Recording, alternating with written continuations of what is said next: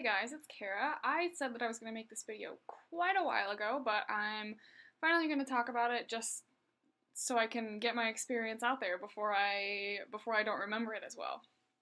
Because it has been a year now. It's been a year since I got my IUD, and I'm going to explain what it was like to kind of just go in and have it happen, like the experience of the insertion of it. So I obviously had a previous appointment with it was actually a new doctor that I've never seen before, but I went in to talk to her about my birth control options, and we discussed some different ones, and I talked about this in my previous video a little bit more, but we went back and forth about some different ones, and I finally decided, or we decided, that Skyla, the IUD, was the best option for me.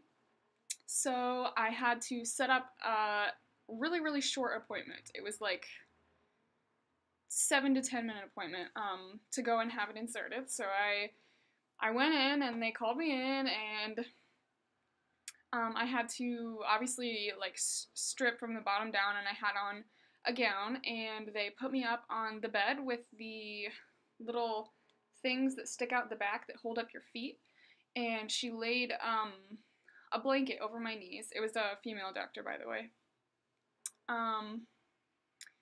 And then the doctor actually left for a while. I don't know if she was just getting supplies or what. But she came back and she had a like medical assistant or like someone who was being trained to do what the doctor was doing. So she just kind of watched, observed, whatever. She didn't actually do anything, but she was there. And the doctor brought back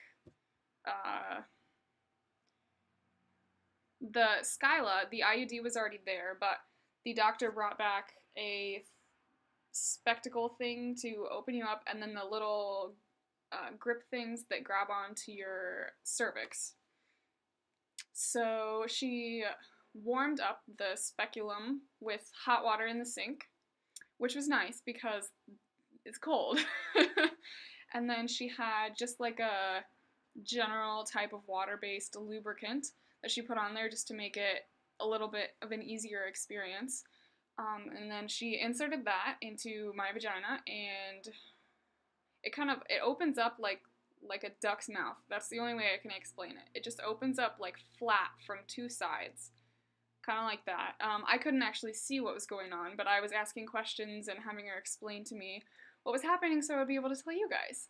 And then she had an iodine cleaning solution, I suppose, that she mixed up, and then she had these tweezers that she pinched a whole ball of gauze and dipped it in the cleaning solution, and then she just like stuck it in for one quick wipe and pulled it out, and that was it. That was all the cleaning that it needed, I guess. And then she had to like support the cervix, like grab onto it with the little pincher things. They're actually really sharp, and that was probably the most painful part of the whole experience, the little things that grab on and pinch your cervix. Wow. Ouch. So she had to kind of get that into place and pointing in the right direction, because if you just shove something up your cervix, the chances are it's not going to be going in a straight line, and you can puncture your uterus actually. So she stabilized it, got it in the right position, and then she uses the insertion device that is already connected to what's going to insert the IUD, and she did what is called sounding your uterus. So she just pushes it all the way until there's a bit of resistance at the end, and then she moves down this marker to be able to measure how deep your uterus is. And the length of the uterus was one of the reasons why I couldn't have the copper IUD, because the copper IUD is really big, and it would have been too big for my body. Skyla is the smallest one available in the United States, but it's also usually only available for younger women who have also never had children. So that's something definitely to consider. And then after that, after the sounding and measuring, that's just to make sure that the IUD will actually fit. And then she just clicked a button, pulled it out, and Skyla was there, just ready.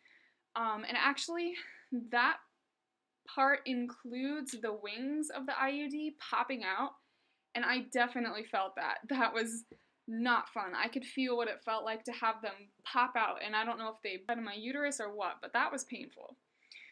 The whole experience overall, I would definitely do it again. Uh, in 2 more years, I guess I will be doing it again.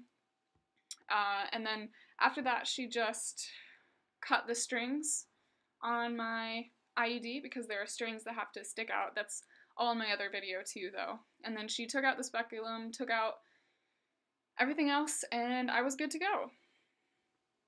That was pretty much the whole story. And I have a little bit more, as I keep saying. Just go back and watch the other IUD video. It tells a little bit more of the before and after and a little of the questions that you may have about why I chose this form of birth control. But that's it. I hope it helps you guys in some way.